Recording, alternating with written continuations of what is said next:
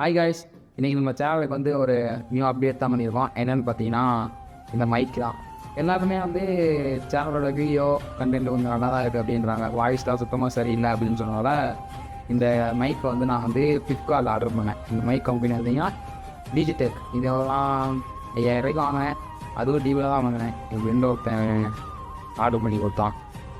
என்னன்னா, நான் இதுக்கு முன்னாடி ஒரு மதுரை குட்டி விளாகர்னு ஒரு சேனல் வச்சுருந்தேன். அது வந்து நான் ஒரு விவோ மொபைல் வச்சுருந்தனால ஸ்டார்டிங் அப்போ எடுத்து சூப்பராக குவாலிட்டி ஒரு தாரமாக இருக்கும் அந்த ஃபோனில்.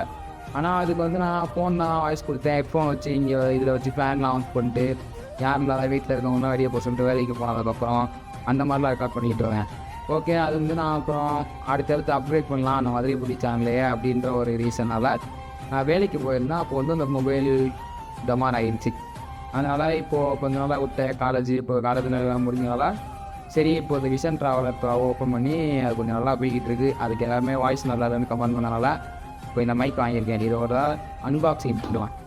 இப்போ ஓகே, என்னோடய சேனலுக்காக நான் ஃபஸ்ட்டு 5000 போட்டு வாங்கினேன் இந்த மைக். ரொம்ப பெருமையாக இருக்குது எனக்கு.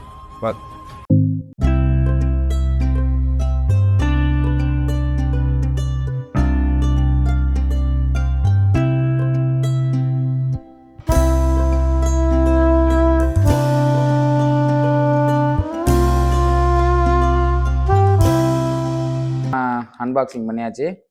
இதில் என்னென்ன நமக்கு கொடுத்துருக்காங்கன்னா, கேமராலேருந்து ரிசீவருக்கு போடுற ஒரு கேபிள், அப்புறம் 2 இந்த நாய்ஸ் ரெடியூஸ் பண்ணுற இந்த பஃப் கொடுத்துருக்காங்க, எல்லா மைக்கும் கொடுக்குறது.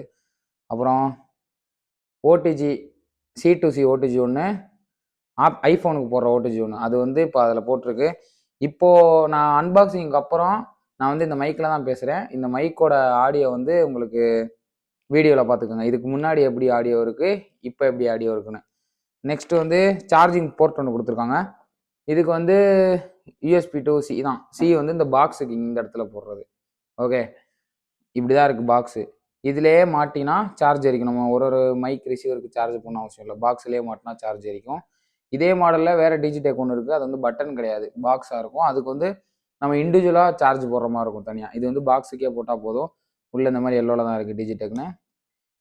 நம்ம ரிசீவர் டிரான்ஸ்மிட்டர் ஃபுல்லாக வச்சோன்னா இங்கே வந்து நம்மளோட சார்ஜிங் பெர்சன்டேஜ் வந்து காமிக்கும், எத்தனை பெர்சன்டேஜ் இருக்குது அப்படின்னு.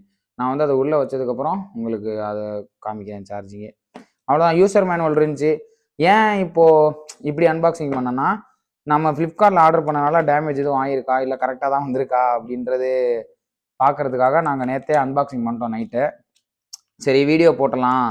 எல்லோரும் என்னை மாதிரி புதுசாக சேனலில் ஸ்டார்ட் பண்ணுறீங்கன்னா, லோ பட்ஜெட்டில் மைக் வாங்கினான்னு நீங்கள் வெயிட் பண்ணிக்கிட்டு இருந்தீங்கன்னா இது ஒன்று நல்லா பெஸ்ட்டாகவே இருக்குது. நல்லா நாய்ஸ்லாம் ரெடியூஸ் பண்ணுது.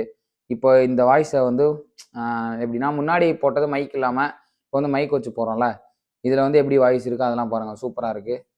ஓகே, அவ்வளோதான், வீடியோ முடிஞ்சு.